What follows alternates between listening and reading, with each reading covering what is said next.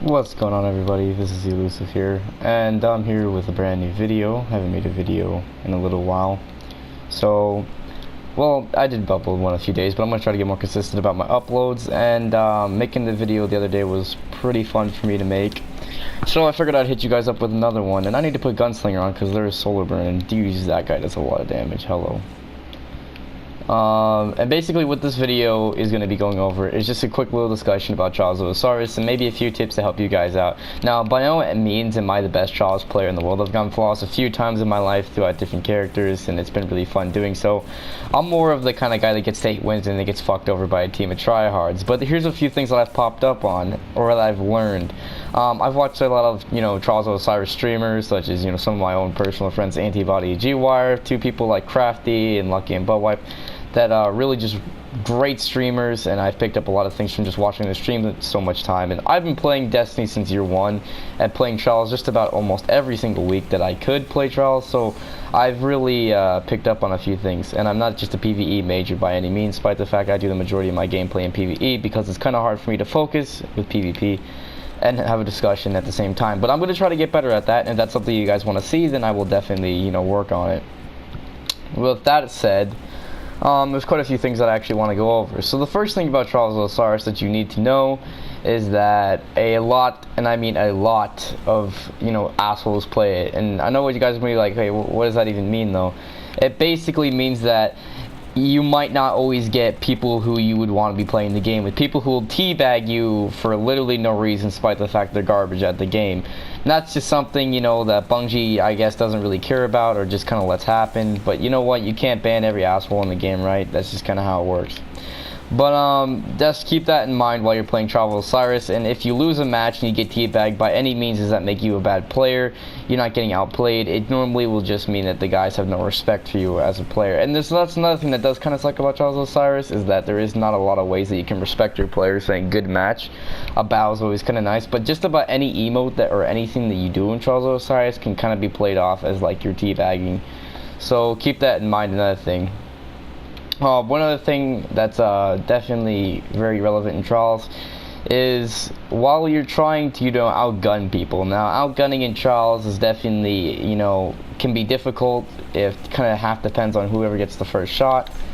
That's one, pretty big factor, is whoever gets the first shot. The other thing is level disadvantages, which there are in Trials of Osiris. Now, they're not major disadvantages, depending on, what your light actually is, but I would not try to play Trials of Osiris like 290 light. That's just way too low, and just about everything will completely kill you and destroy you. Well, mainly. If you're a great sniper or something in Trials of Osiris, then playing with 290 light I don't think will be too difficult. But at the same time, if you're just trying to like outgun people in general and try to get 3v1 clutch situations, you will have quite a bit of difficulty. Definitely one other thing I need to bring out about Trials of Osiris is when you get, your 2 enemies down and the last guy's trying to go for 3v1 clutch, push him as a team. Do not push individually. Pushing individually in Trials of Osiris is basically self-inflicted suicide. It never will work out for you in just about any situation, and it will always just go wrong. Now, with that said, pushing in one, sometimes your team might get lucky. The dude has a Union, doesn't see it coming, or you have a Union, the guy doesn't see it coming, and you might get lucky. But by any means, push with your team and call out when you're gonna push, because that will be so much better for you than trying to push alone. Just trust me on that. Another little trick for Trials of Osiris is that know your super and know the enemy super. Now, what the enemy's guns they're using isn't quite as important as the super, so while you're in the beginning part of the game, call out their supers before anything else, because if you call out the enemy's guns before their supers, then your teammates might get distracted, or even make sure that your teammates are listening while you're calling out the supers, because knowing what your enemy's super is can kind of mean the difference of the game. If you don't know that your enemy is a Striker Titan, or you don't know that your enemy is a Hammers, then you will just get ganked possibly and just destroyed by their supers. If you don't, even more so if you don't have, a separate one countering you, or have a separate super of your team to help counter that. Hope that made sense. Another trick for Trials of Osiris is kind of know the map. The more you play Trials, obviously, the more you'll understand the map. And I gotta say, back when I first started playing Trials of Osiris, I didn't know Black Shield at all, and I didn't know Pantheon at all. Those were two maps I didn't know much about. But by playing Trials of Osiris, I became a way better player in the map.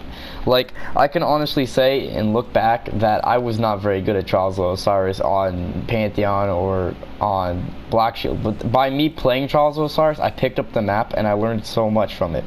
So by not knowing the map at first, and if you're trying to go try this, like, or trying to go flawless the very first try, and you don't know the map, you'll definitely see that that's going to be a little bit more difficult to a person who knows, like, the map backwards and forwards, you know?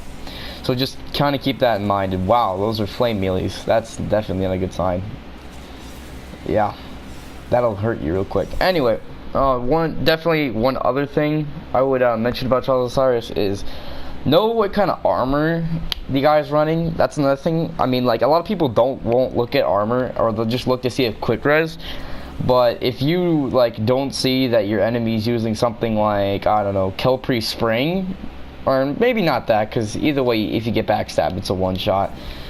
I guess maybe, yeah, Echoliophage Symbiote would be a good example, because if you don't know that your enemy has that extra, you know, golden gun shot, that can make quite a difference also. Now, weapons, again, I don't think they are your biggest concern while you're looking at your enemy player. Obviously, it's good to know if they're using the last word, so you can kind of adjust, you know, your playstyle to adapt to, you know, using the last word.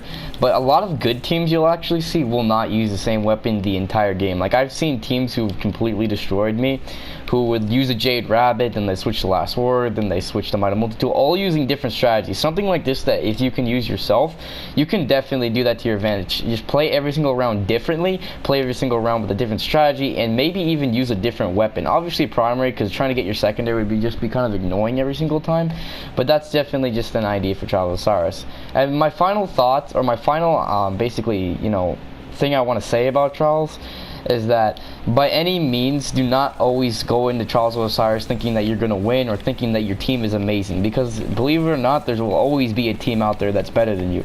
Even if you're number one in the world, you never know what your team might be, you know, the enemy team might, you know, kind of consist of, I guess. Like, I've been playing Trials before and I've been fighting guys with like 2000s elo and shit like that, that for me is very difficult. Like, I'm not any means even close to 2000s. But I've actually beat the team before, and I actually have a recording of that, and it's really cool being able to be in that situation where you can beat a team that's so much better than your own team, even if they run off game. Plus, teams are always on off game, so you don't know exactly, you know, what you're getting into just by looking at their elo or their stats. It definitely gives you a better idea, but people have off days, and you just should never, ever, judge a team by their KD or their elo, because again, another thing you have to take into account is that definitely they could have been carried too. So there's a whole bunch of different factors you need to take into account while you're looking at a team, and never be intimidated by a team. Just know what the enemy team is capable of and try to play better rather than just give up on all hope. If you guys found anything in this little, you know, kind of advice tutorial useful, let me know in the YouTube comments or leave a like on this video. Any one of them works just as well for me. And if you guys want to see more content, yeah, just leave a like or put a thing in the comments. This has been Elusive, and have a great day, guys.